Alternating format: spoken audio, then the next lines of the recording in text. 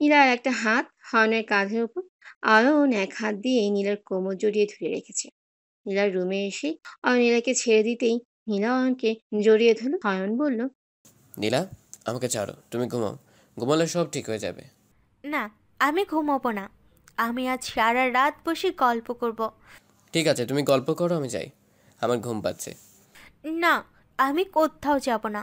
আজ আমার সাথে তুমি থাকবে। নীলা, তোমার মাথা ঠিক নেই। তুমি একে তো প্রথমবার ড্রিঙ্ক করেছো, তার উপর অনেক বেশি মাত্রায় করে ফেলেছো। অয়ন নীলার কাছ থেকে নিজেকে ছাড়িয়ে নিতেই নীলা ধাক্কা দিয়ে অয়নকে বিছানায় ফেলে দিল। তারপর অয়নের উপরে বসে অয়নের দুই হাত নীলা বিছানার সাথে চেপে ধরে বলল, তোমাকে না বললাম আজ সারা রাত গল্প করব? তুমি কোথাও যাবে না। কথাটি বলি নীলা অয়নকে জড়িয়ে ধরে অয়নের ঠোঁট নিজে ঠোঁট মিলিয়ে দিল। তারপর অয়ন হঠাৎ করে এমন কিছু হওয়ার একটা শখ খেল। অয়নও ড্রিঙ্ক করেছে, তাই সেও যথেষ্ট ঘোরের মধ্যে আছে। নীলা যেন তাকে আরো ঘোরের মধ্যে নিয়ে গেল।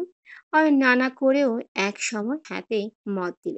ধীরে ধীরে দুটো মানুষ নিজের অজান্তেই একে অপরকে নিয়েই ডুব দিতে থাকলো নাম না জানা এক ভালোবাসার সাগরে। সকলে অয়নের ঘুম ভাঙল কারো কান্নার আওয়াজে। অয়ন ঠিক বুঝতে পারল না কান্নার শব্দটা কোথা থেকে আসছে বা কে কান্না করছে। অয়নের মাথাটা ভার হয়ে আছে। অয়ন আস্তে আস্তে চোখ খুলল। অয়ন চোখ খুলেই অবাক হয়ে গেল। প্রথমে কিছুই মাথায় ঢুকলো না, কিছুই বুঝতে পারলো না। অয়ন দেখলো নীলা বিছানার এক কোণে গুটিসুটি মেরে বসে আছে। হাঁটুতে মাথা গেড়ে বসে কান্না করছে নীলা।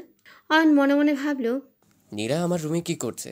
আর মেয়েটা কান্না করছে কেন? কি হয়েছে ওর?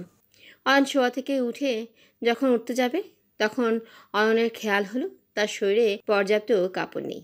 অয়ন তাড়াতাড়ি করে বিছানার চাদর জড়িয়ে বাথরুমে চলে গেল। তারপর পোশাক পরতে পরতে অয়নের খেয়াল হলো কাল রাতের কথা।